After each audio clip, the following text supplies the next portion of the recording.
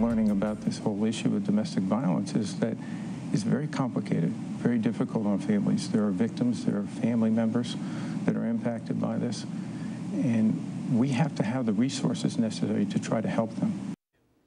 Well, that was the NFL Commissioner Roger Goodell speaking to CBS this morning about domestic violence awareness, as well as allotting resources. This all in the aftermath of the Ray Rice case. There is a whole bunch of blowback. We'll get into some of the legal questions that I have as our legal panel will join us soon after that. Also more developments this afternoon where there are questions as to whether or not the NFL in fact did receive that video from inside the elevator. But we'll get into that in a minute here.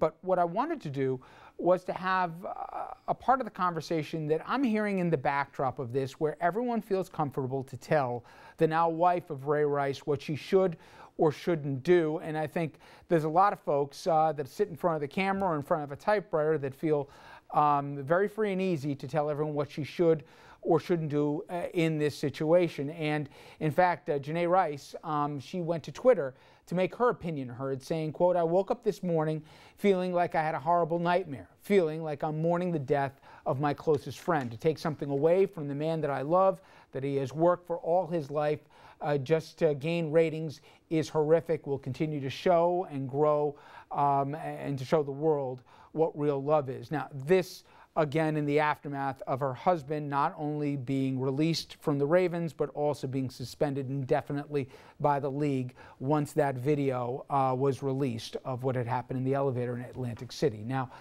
this goes to a much broader issue of domestic violence, and many victims of it are speaking out about their own experiences under the Twitter hashtag of Why I Stayed. I now want to bring in my next guest, Margie Nugent. She is a survivor, and she's very kind enough and brave enough to join us right now. Thank you very much.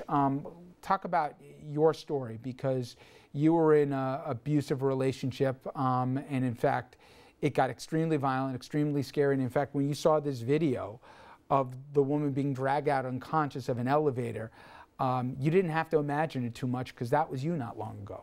Well, I didn't watch the video until today, because I got called this morning to come in, and I didn't watch the video because I knew it involved the elevator, and I was dragged out of an elevator. Talk about how long the abuse lasted, and then finally the final straw where you said enough was enough. Well, it was a 5-year relationship, and you know, people will say, well, why did you stay with him? That's like the biggest question. You know, it was, you don't go out on a date with someone, get in the car, and they smack you across the face, because you would be gone. It's a series of tactics, a series of control and power that takes time. And at different times in your life, you may have insecurities, and that person's building you up, and that's maybe what she's going through. You know, to tell someone to leave, they're not going to leave until they're ready to leave, until they've seen the writing on the wall. I left with 2 children, 5 years into the relationship. I had to go into a domestic violence shelter. I've worked with local agencies. I'm a big supporter of Hope's Door here in Pleasantville. Yep. And I also counsel women on the side. And it's sad to say how many people I talk to, and I was just talking to the executive director and saying, I don't know what's longer to make the list of how many women haven't been raped as opposed to how many women I know are raped, because they don't talk about it. And that's why I come out, and that's why I'm very, very vocal and very open about what I went through, so that maybe someone else will say, you know what, I could talk to Margie about it. Margie, is your breaking point, I know you spoke about the final straw you said was when you saw your then husband doing drugs right on the kids' play table in the room. Yeah. And you left, and like so many, you didn't have a safety net. You took the vital papers, I understand it, very little. You took your kids, and then you go into the world of the unknown where you don't have a place to go. You don't have the resources, right? It's not an easy road. You know, if you don't have the support when you leave, that's the time you go back. You know, it's within that week, I think, is the really precious time of whether you're going to be able to break or not break. And don't forget, you still love the person. So, you know, you'll meet a woman whose husband has died, and now your person has died, but they're living, and you can't mourn them, and you can't say that you love them. So, yeah, she does have feelings of love for him. I'm sure she does. This is, for me, the tough part are there shades of gray in this? And I ask that because some of the reaction after this went down, it ranged from the idiotic couple anchors on Fox and Friends saying, hey, what's the lesson here? Go take the staircase. Don't go in the elevator in Heartless. Ridiculous. But then you have other people who say, wake up, Janae. You need to get rid of the guy and get out, even though they've never met or spoken to the woman. And the woman herself says, I'm clearly behind him. This was a singular event. This is what I want to do in my life. Is there shades of gray? Abuse is never right under any circumstances.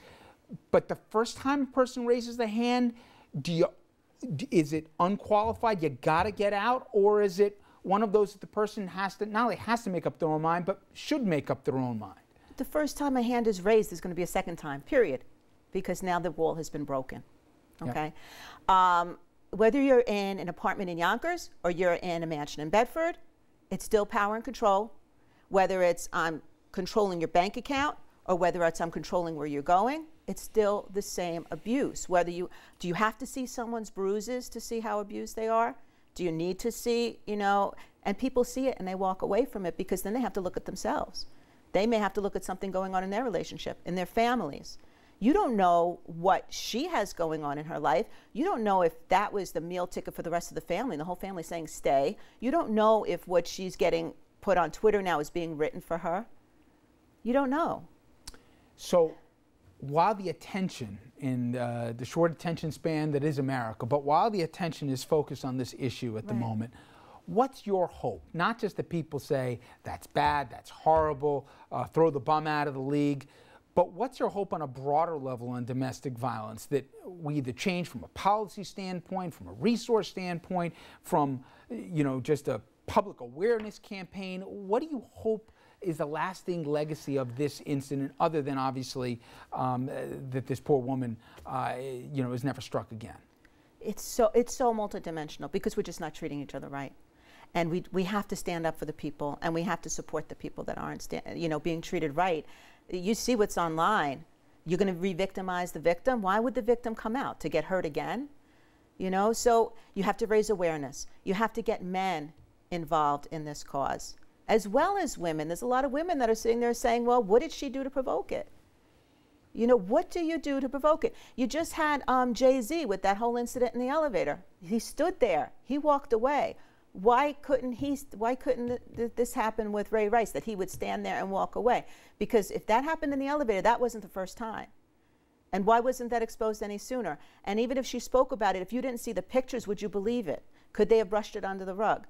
Do we allow people like this to continue in a place and society, and other people are looking up to them, and that they're beating somebody else? If he would have beat a cab driver, would you allow that?